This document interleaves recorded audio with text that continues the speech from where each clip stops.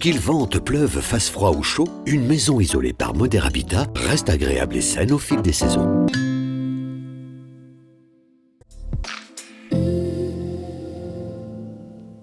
Bonjour tout le monde. Demain, le temps sera couvert et pluvieux le matin. En cours d'après-midi, les pluies diminueront peu à peu et de timides éclaircies se formeront. Température maximale de 21 à 23 degrés. Demain, mercredi 2 août, nous fêterons les Juliens. Le soleil se lèvera à 6h09 et se couchera à 21h14. Très bonne journée à tous sur Mosaïque Cristal.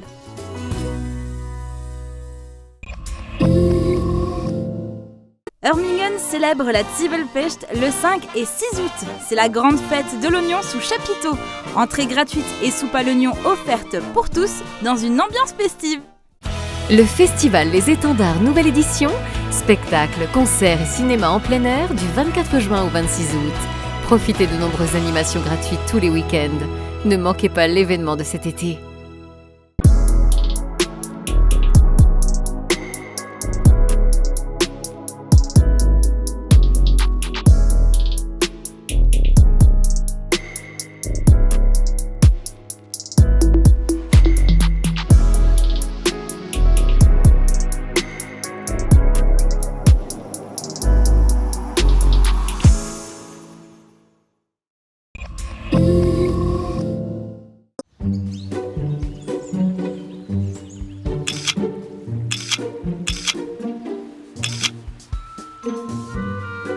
Elle est trop belle. On va avoir un max de likes.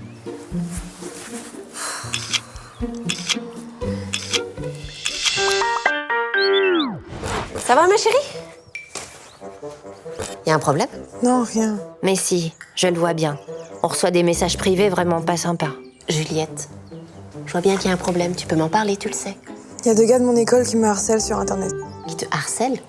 Ça, c'est très grave. Qu'est-ce qu'ils font? J'ai publié une photo de moi en maillot de bain sur mes réseaux sociaux et ils n'arrêtent pas de m'envoyer des messages insultants.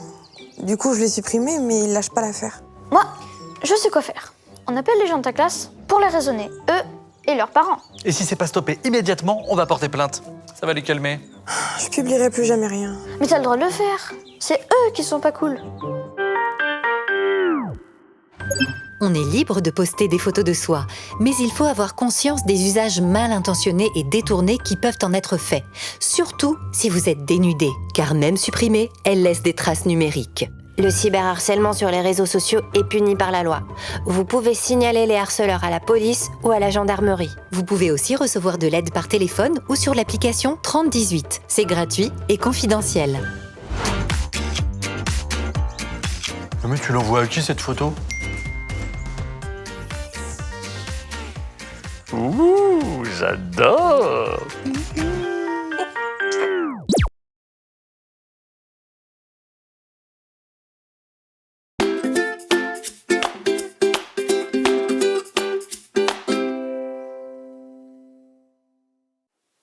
Bonjour tout le monde et bienvenue dans ce nouveau numéro de Moment Canapé, l'émission qui vous fera passer un bon moment, je l'espère. Chaque mois, je reçois une personnalité du secteur pour parler de son parcours et de ses projets. Une émission pour discuter. Bienvenue dans Moment Canapé. Et dans cette émission aujourd'hui, je reçois une star locale, que dis-je, internationale. Yann Schrub est avec moi sur ce canapé. Bonjour. Bonjour. Comment tu vas ? Ça va très bien, un petit peu fatigué, mais très bien. Un petit peu fatigué. Le moral est très bon. Super, t'es bien installé, ça va ? Super bien, Parfait. Comme dans mon canapé à moi, donc très bien. Ouais, c'est le but. Alors pour celles et ceux qui ne te connaissent pas, Yann, ça m'étonnerait quand même, tu es un athlète de haut niveau, licencié à l'ASSA de Sarreguemines. Ton palmarès sportif est long comme le bras. Tu es étudiant en médecine et tu vises les JO de 2024. Rien que ça. Alors ma première question, Yann, es-tu humain ? Je crois. À partir du moment où on se sent faible, oui, parce que du coup, forcément, il y a des moments où on se sent moins bien, mais après, voilà, c'est qu'une question d'organisation et je pense que je suis loin d'être un personnage isolé dans ce cas-là, ouais. T'arrives à te reposer quand même parfois Oui, j'arrive vraiment à me reposer. Après, c'est vrai que quand il y a beaucoup de choses qui arrivent en même temps, c'est peut-être plus le sommeil qui est impacté parce que déjà, j'ai du mal à dormir de base. Et puis voilà, c'est plutôt ça. Mais effectivement, le temps maintenant, depuis quelques mois, j'ai vraiment ce temps-là pour me reposer. Ouais. Oui, bah justement, on en reparlera un peu plus tard. Alors, pour donner quelques exemples de tes exploits, donc récemment, tu t'es illustré au Cross Danut en Belgique, où tu as terminé premier de la course. En décembre, avec l'équipe de France, vous avez remporté la première place du championnat d'Europe de cross à Turin, en Italie. Actuellement, tu vises la qualification pour les championnats du monde de Budapest en août prochain. Et tu es le vainqueur indétrônable des 10 km de Sarreguemines, il faut le rappeler. Alors, on a tellement l'habitude de te voir remporter des compétitions, ramener des médailles. Est-ce qu'avant de courir, ou quand tu te prépares, tu ressens une pression supplémentaire vis-à-vis de tes supporters notamment ?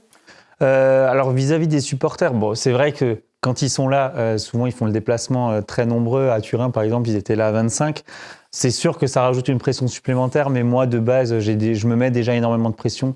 Et c'est vrai que ça m'aide énormément à parfaire parce que je suis pas quelqu'un qui va très vite à l'entraînement, mais par contre, quand je rentre en compétition, effectivement, c'est là où il faut se transcender.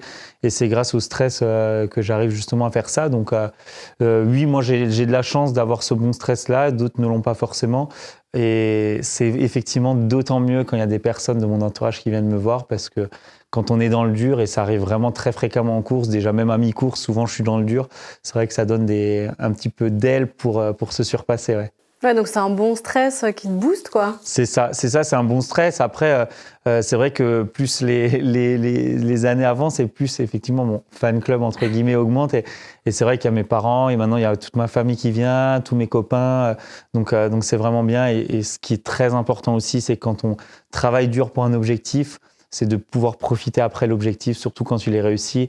Et quand on profite avec les amis, avec les proches, c'est d'autant mieux. Ouais. Super. Tu es beaucoup suivi par les médias aussi, notamment nous, Mosaïque Cristal, le Républicain Lorrain aussi, mais aussi par France Télévisions et les médias du monde entier quand il y a des compétitions à l'étranger. C'est une pression aussi supplémentaire parce que tu as toujours l'air au top en fait. Hier, je discutais avec un collègue et puis je disais c'est un peu le Thomas Pesquet, quoi. Je suis toujours au top, non, parce que même si après les médias ils disent peut-être voilà j'étais champion d'Europe par équipe en Turin, j'étais 7e individuel et pour moi ça reste quand même une performance qui n'est pas très très bonne. Donc non, je suis pas toujours au top et comme tu le disais, en fait, je suis un peu plus médiatisé depuis cette histoire du mois d'août à Munich et ça m'a énormément fatigué. C'est que depuis le début janvier, fin décembre que j'arrive vraiment à me remettre à fond dans l'athlé parce qu'au début c'était très dur, trop de sollicitations et comme j'aime pas non plus trop ça, c'est vrai que c'était dur à encaisser. Mais voilà, je pense que maintenant ce côté-là est passé et j'arrive vraiment à me remobiliser et c'est le plus important. Et en dehors du travail et du sport, par exemple, c'est quoi tes hobbies ? Alors j'en ai quelques-uns. Moi j'aime bien regarder des films. J'aime énormément le cinéma, donc dès qu'il y a des bonnes nouveautés au cinéma, je loupe pas des films que je peux voir. Après, j'aime énormément sortir avec les copains. Donc je sors beaucoup, même si c'est pas forcément que pour faire des fêtes ou alors je fais souvent Sam. Mais ouais, j'aime bien me retrouver avec mes copains et je trouve ça super important. C'est pour ça aussi que je dis que quand on réussit, c'est aussi grâce aux personnes de l'ombre. Et je pense que voilà, tout mon entourage en fait partie. Mais en tout cas, j'aime bien ça et aller au restaurant, voilà, comme tous les gens normaux. Mais voilà, j'aime bien faire plein de choses à côté, ouais. Et ça te permet de décompresser aussi. C'est ça. Après, j'aimerais bien aussi faire d'autres sports. J'aimerais bien toucher un peu à tous les sports. C'est vrai que pendant mes périodes off, je fais un peu de tennis, je fais un peu de bad. Voilà, j'essaie de faire... Bon, le foot, même en période off, ça commence à être dangereux. Parce que plus on prend de l'âge, plus on a le risque de se blesser. Et puis, c'est quand même un sport très risqué. Mais sinon, c'est vrai que malheureusement, quand on fait du sport de haut niveau, on prend pas beaucoup de risques. Skier, j'aimais bien skier aussi à l'époque, faire du snow, etc. Et là, je peux plus forcément, même s'il y a des copains qui partent que 2 jours. Je pourrais très bien me dire, 2 jours, ça fait rien. Mais c'est au risque en fait de me faire des croisés, voilà, de faire une mauvaise chute. Donc c'est un peu le côté négatif, c'est de devoir faire des sacrifices, voilà, moins de fêtes, moins de choses qu'on aimerait faire. Mais après j'ai toute la vie pour faire ça derrière, donc je préfère vraiment me focaliser sur mes objectifs, quoi. D'accord. Dans cette émission on va parler sport, mais pas que, évidemment. Moi j'ai envie d'en savoir un peu plus sur toi. derrière les médailles et les caméras, c'est qui, Yann Schrub? Est-ce que tu peux nous parler de ton enfance? Comment est-ce que tout ça a commencé? Est-ce que tu étais destiné à faire de l'athlétisme? Alors, destiné, je pense pas, parce que déjà, mes parents n'en pratiquaient pas. C'est vrai que je viens pas d'une famille vraiment sportive à la base. Quand je regarde mes copains, souvent le père était champion, il était champion de France, champion d'Europe, etc. Il y en a beaucoup dans ce cas-là, et moi, c'est pas du tout le cas. Moi, j'étais longtemps, 10-15 ans, j'étais licencié au foot à Arronnes, qui est après devenu l'Alliance, mais toujours au club d'Arronnes au foot. J'ai toujours aimé ça, et en fait, après, j'ai été détecté au collège. Donc, j'étais fort, mais pas non plus ultra fort. C'est-à-dire que même au cross du collège, je finissais peut-être premier, mais de très près par rapport aux autres.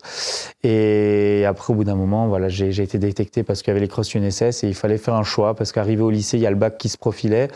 Et j'ai arrêté le foot à contre-cœur parce qu'il y a tous les copains que j'ai encore actuellement, tous les copains qui faisaient du foot. Et donc, j'ai dû dire au revoir à mes copains et au foot pour faire de l'athlé. Et c'était un choix qui était très dur parce que quand on est jeune, même quand on veut faire un métier, prendre des choix, faire des choix à 16 ans, c'est compliqué. D'autant plus que c'était vraiment un loisir à la base. Et voilà. Et donc, je pense qu'aujourd'hui, j'ai fait le bon choix. En tout cas, j'espère que j'ai fait le bon choix. Je verrai ça dans 1 an ou dans 2 ans. Mais en tout cas, voilà, pour le moment, je regrette rien.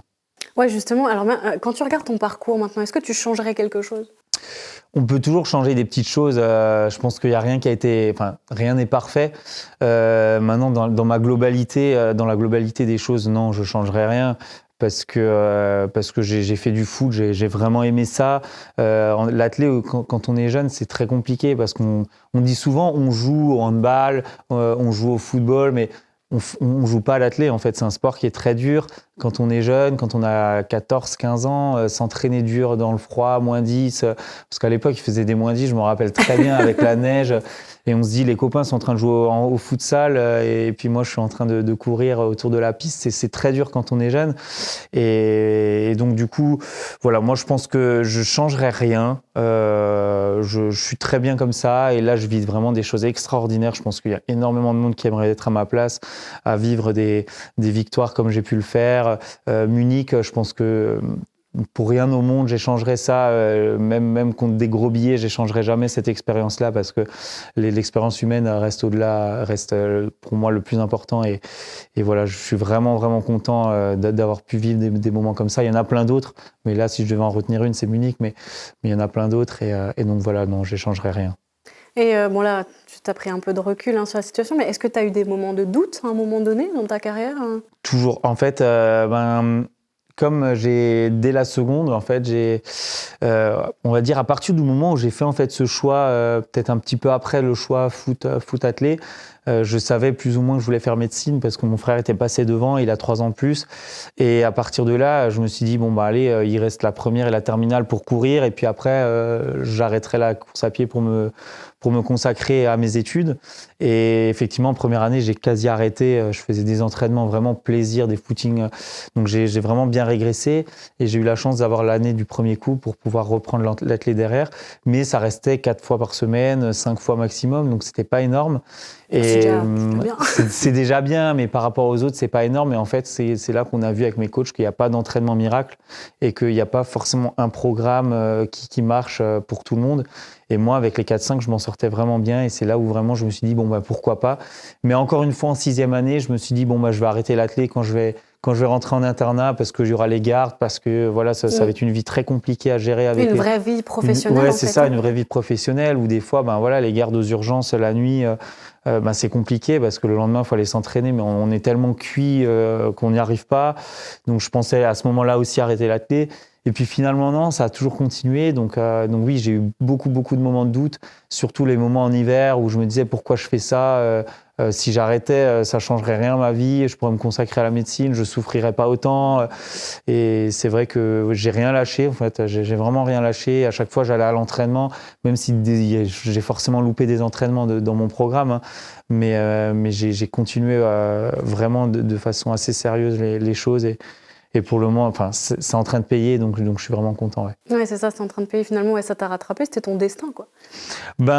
J'ai tendance à dire oui. Après, c'était mon destin. C'est une phrase un petit peu. Il y a du travail derrière. Ouais, c'est ça. Il y a du travail derrière, mais Mais après, je pense que l'avantage que j'avais aussi, c'est que je cours avec moins de pression. Parce que même si maintenant, j'ai mis en stand-by, je cours quand même avec moins de pression parce que je sais que j'ai un métier qui est quasi assuré et que quoi qu'il arrive, que j'ai des résultats ou pas de résultats, j'aurai un métier. Alors que mes copains, c'est très dur parce qu'en athlète, tu fais des performances, tu as de l'argent, tu fais pas de performances, tu n'as rien.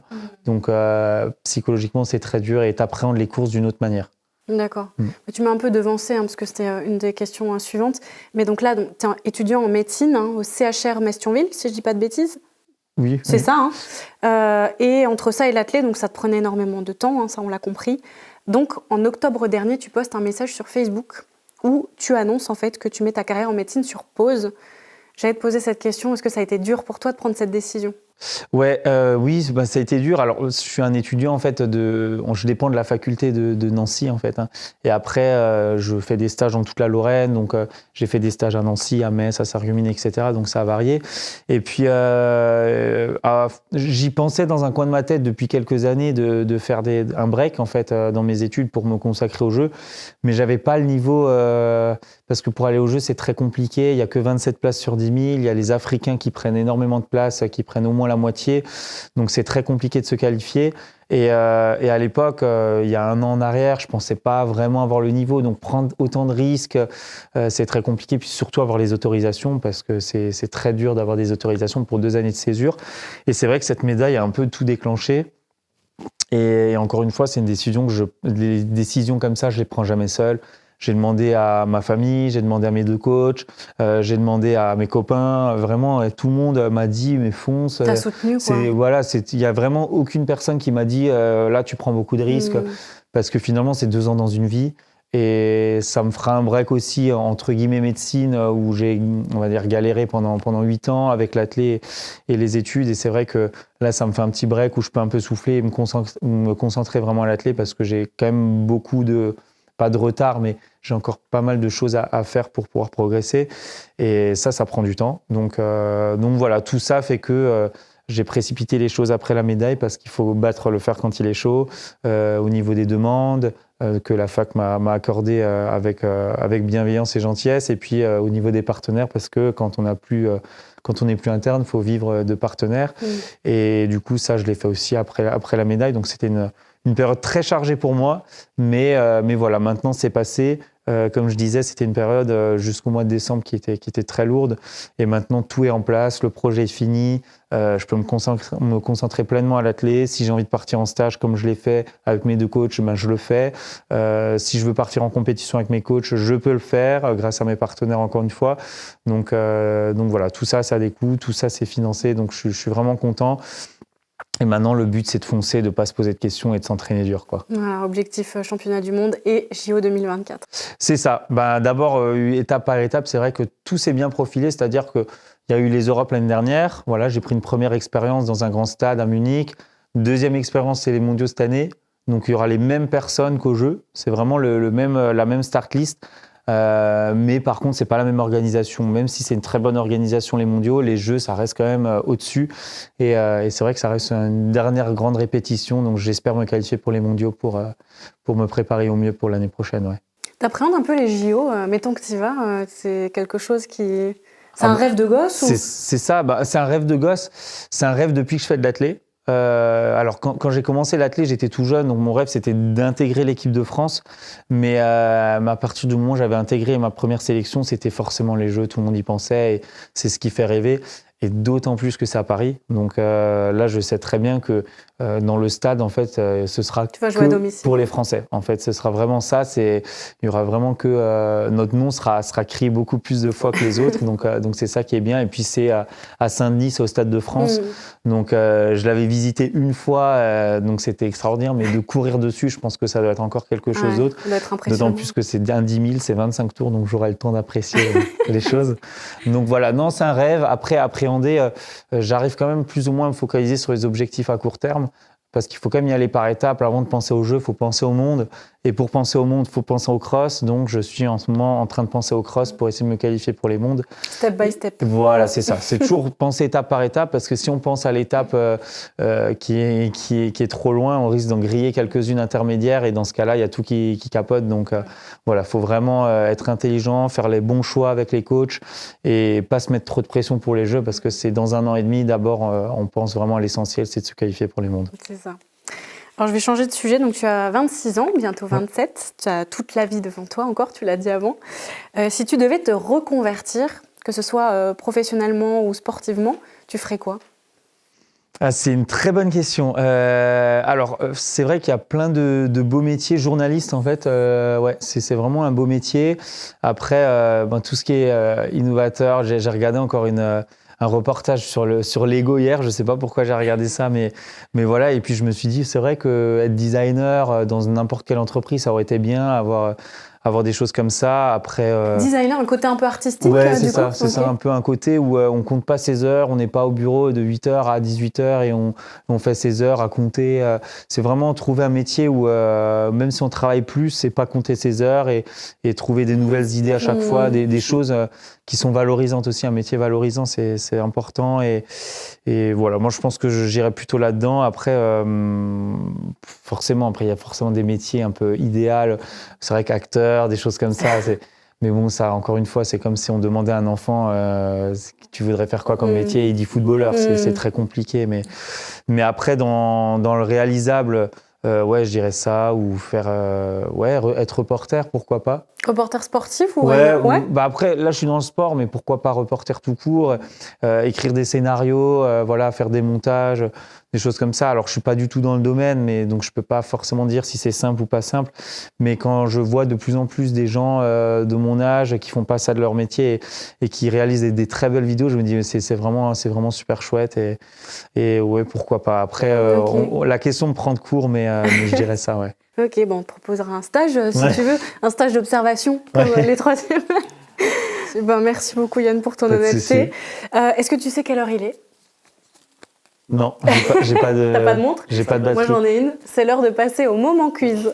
C'est parti. Alors, la particularité de Moment Canapé, Yann, c'est qu'en fin d'émission, je propose à mon invité de participer à un petit jeu, à un quiz en l'occurrence, pour tester tes connaissances. Et comme Yann Schrub est synonyme de record, aujourd'hui, je vais te donner des affirmations de records du monde et tu dois me dire s'ils sont vrais ou faux. Ok, tout terme confondu. Hein. Ouais. Donc certains sont tirés du Guinness Book des records, d'ailleurs. Par exemple, le record du monde du plus grand nez est de 8,8 cm. Est-ce que c'est vrai ou est-ce que c'est faux ? Ça doit être plus. Non, ça doit être vrai. Tu dis vrai ? Ouais. C'est vrai. Ouais. Et il est détenu par un Turc qui s'appelle Mehmet Özürek. Donc voilà, c'est ça le principe. T'as compris ? Pas de souci. Ok, alors c'est parti. Affirmation numéro 1.